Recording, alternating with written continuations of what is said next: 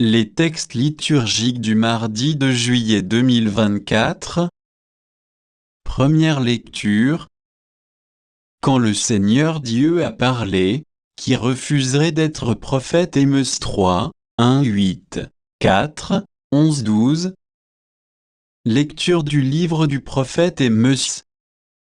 Écoutez cette parole que le Seigneur prononce contre vous, fils d'Israël, contre tout le peuple qu'il a fait monter du pays d'Égypte. Je vous ai distingués, vous seuls, parmi tous les peuples de la terre. Aussi je vous demanderai compte tous vos crimes. Deux hommes font-ils route ensemble sans s'être mis d'accord? Est-ce que le lion rugit dans la forêt sans avoir de proie? Le lion sauvaté, il criait du fond de sa tanière sans avoir rien pris. L'oiseau tombe-t-il dans le filet posé à terre sans y être attiré par un appât? Le piège se relève-t-il du sol sans avoir rien attrapé? Va-t-on on sonnait du corps dans une ville sans que le peuple tremble? Un malheur arrive-t-il dans une ville sans qu'il soit l'œuvre du Seigneur? Car le Seigneur Dieu ne fait rien sans en révéler le secret à ses serviteurs les prophètes. Quand le lion a rugi, qui peut échapper à la peur? Quand le Seigneur Dieu a parlé, qui refuserait d'être prophète? J'ai tout détruit chez vous, comme Dieu a détruit Sodome et Gomorrhe.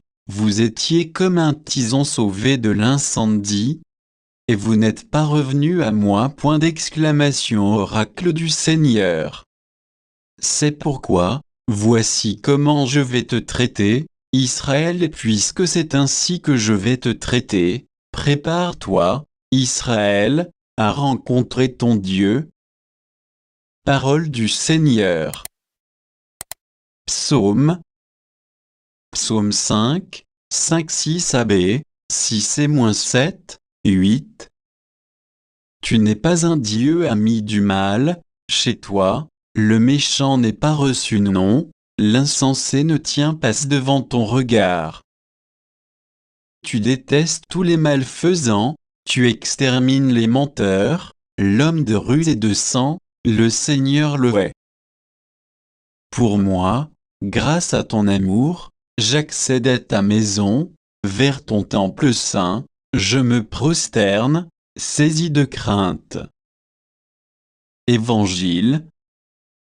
Jésus, debout, menaça les vents et la mer, et il se fit un grand calme.